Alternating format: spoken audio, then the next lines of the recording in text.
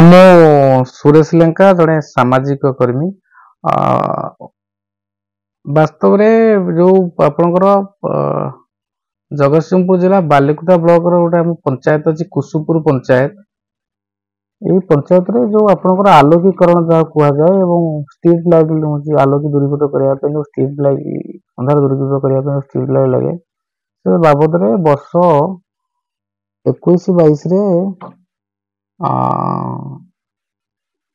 ପାଖାପାଖି 15,38,605 ଟଙ୍କାରେ actually light ଲାଗିଛି, ଯାହା କାଗଜ କଲମରେ ଦର୍ଶାଯାଇଛି।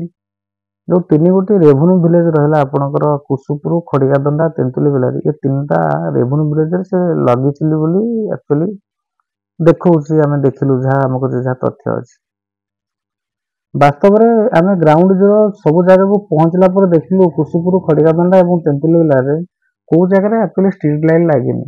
ଗୋଟେ ମେଗା କରପ୍ସନ ହେଇଛି ଯାହା ଆମକୁ ପ୍ରତ୍ୟୟ ହେଲା, ଯୋଉଥିପାଇଁ ଯେତେକ ଅଭିଯୋଗ ତ ଆପଣ ଜାଣିଥିବେ, ଆପଣଙ୍କର ବ୍ଲକ ଲେଭେଲରେ କରନ୍ତୁ କିମ୍ବା ଜିଲ୍ଲା ସ୍ତରୀୟ କରନ୍ତୁ, ତାକୁ ସବୁ ଚାପି ଚୁପି ଦିଆଯାଏ। ସେଇଥିପାଇଁ ଆମେ ମାନ୍ୟବର ମୁଖ୍ୟମନ୍ତ୍ରୀଙ୍କ ମୋହନ ଚରଣ ମାଝୀଙ୍କ ଅଫିସରେ ଗୋଟେ ଅଭିଯୋଗ କରିଥିଲୁ। ଆର ଗୋଟେ ସ୍ୱତନ୍ତ୍ର ପ୍ରାମାଣିକ ଭାବରେ ଗୋଟେ ଅଭିଯୋଗ କରିଥିଲୁ ଯେ ଯୋଉ ସରକାରୀ ଧନଟା ହଲିଉଟ୍ ହେଇଛି, ବାଟମାରଣା ହେଇଛି ଏବଂ ମିଳିତ ସହଭାଗିତାରେ ଲୁଟ୍ ହେଇଛି, ଏଥିରେ କୋଉ ମାନେ ଆକ୍ଚୁଆଲି ସମ୍ପୃକ୍ତ ଅଛନ୍ତି, ଯେ ସେମାନେ ଏତେ ବଡ଼ ଅର୍ଥରାଶି କେମିତି ମିଛା ବିଲ୍ ଦେଖିକିରି ଲୁଟ୍ ଆକ୍ଚୁଆଲି କଲେ।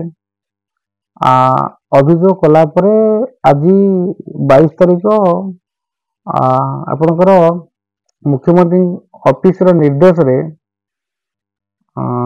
ଆସିଷ୍ଟାଣ୍ଟ ଏକ୍ଜିକ୍ୟୁଟିଭ ଇଞ୍ଜିନିୟର DRDO ଏବଂ ଆଉ 2 ଜଣ କର୍ମଚାରୀ ସେମାନେ 12ଟା ବେଳେ ଆକ୍ଚୁଆଲି ଗ୍ରାଉଣ୍ଡ ଜିରୋକୁ ଆସି ସ୍ଥିତି ପରଖିଥିଲେ।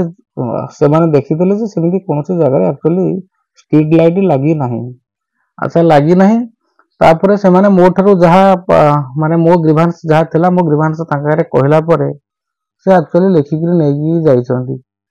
ତେଣୁ ମୋର ଆକ୍ଚୁଆଲି ମୁଖ୍ୟମନ୍ତ୍ରୀ ପାଖରେ ଗୋଟିଏ ଛୋଟିଆ ବିନତି ରହିବ ଏବଂ ଅଭିଯୋଗଟି ରହିବ ଯେ ସରକାରୀ ଧନଟା ଯୋଉ ଏମିତି ବାଟମାରଣା ହେଉଛି ମିଳିତ ସହଭାଗିତାରେ, ଯେହେତୁ ସିଧାସଳଖ ଆଉ ବ୍ଲକରେ ଯୋଉ ପଇସା ଗୁଡ଼ା କେନ୍ଦ୍ରୀଭୂତ ରହୁଥିଲା ଆପଣଙ୍କ CFC SFC ଫଣ୍ଡ ଗୁଡ଼ା, ସେ ପଇସା ଗୁଡ଼ା ସିଧାସଳଖ ଆସିଲା ପରେ ଏ ପଞ୍ଚାୟତରେ ଯୋଉମାନେ ରହିଲେ ସରପଞ୍ଚ ଏବଂ ଏକ୍ଜିକ୍ୟୁଟିଭ ଅଫିସର, ଯେହେତୁ ଏଥିରେ ମୁଁ ଯେତିକି ଜାଣିଛି ଜେଇଙ୍କର ସେମିତି ସମ୍ପୃକ୍ତି ନାହିଁ, ଏମାନେ ସିଧାସଳଖ ମିଳିତ ସହଭାଗିତାରେ ହଲିଉଟ୍ କରିଛନ୍ତି ଏବଂ ଆଙ୍କ ଉପରେ ଦୃଢ଼ ଆଇନଗତ କାର୍ଯ୍ୟାନୁଷ୍ଠାନ ଗ୍ରହଣ କରାଯିବ। ଏମାନେ ଏଭଳି କଳଙ୍କିତ ଅଧିକାରୀକୁ, ସେ ସରପଞ୍ଚ ହୁଅନ୍ତୁ କିମ୍ବା ପଞ୍ଚାୟତ ଏକ୍ଜିକ୍ୟୁଟିଭ ଅଫିସର ହୁଅନ୍ତୁ, ଆଙ୍କ ବିରୁଦ୍ଧରେ ଦୃଢ଼ ଆଇନଗତ କାର୍ଯ୍ୟାନୁଷ୍ଠାନ ଗ୍ରହଣ କରାଯିବା ସହିତ ଏମାନଙ୍କୁ ଚାକିରିରୁ ଏବଂ ସରପଞ୍ଚ ପଦରୁ ଅବ୍ୟାହତି ଦେବା ପାଇଁ ମୁଁ ମୁଖ୍ୟମନ୍ତ୍ରୀ ପାଖରେ ନିବେଦନ କରୁଛି।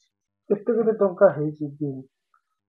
ଆକ୍ଚୁଆଲି 13,02,605 ଟଙ୍କା ଆକ୍ଚୁଆଲି ସେମାନେ ପରଚେଜର ଦେଖେଇଛନ୍ତି ହଉଛି କଣ ନା ଷ୍ଟ୍ରିଟ୍ ଲାଇଟ୍ ଦେଖେଇଛନ୍ତି, କିନ୍ତୁ ଆପଣ ଆଶ୍ଚର୍ଯ୍ୟ ହେବେ ଯୋଉଠି ଆଦୌ ଷ୍ଟ୍ରିଟ୍ ଲାଇଟ୍ ଲାଗି ନାହିଁ ସେଠି ଆପଣଙ୍କର 2,56,111 ଟଙ୍କା ଆକ୍ଚୁଆଲି ଇଲେକ୍ଟ୍ରିକ୍ ବିଲ୍ ଦିଆଯାଇଛି। ଶୁଣିକିରି ଆପଣ ଆଶ୍ଚର୍ଯ୍ୟ ହେବେ।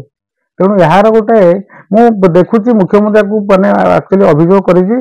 ଯଦି ମୁଖ୍ୟମନ୍ତ୍ରୀଙ୍କ ଦପ୍ତରରୁ ଏହାର ଗୋଟେ ତ୍ୱରିତ ନିରାକରଣ ଆସିଲା ଏବଂ ସେମାନଙ୍କ ବିରୁଦ୍ଧରେ ଯଦି ଦୃଢ଼ କାର୍ଯ୍ୟାନୁଷ୍ଠାନ ନ କରାଗଲା, ଏହାପରେ ମୁଁ ଲୋକାୟତକୁ ଯିବି ବୋଲି ମନସ୍ଥ କରିଛି।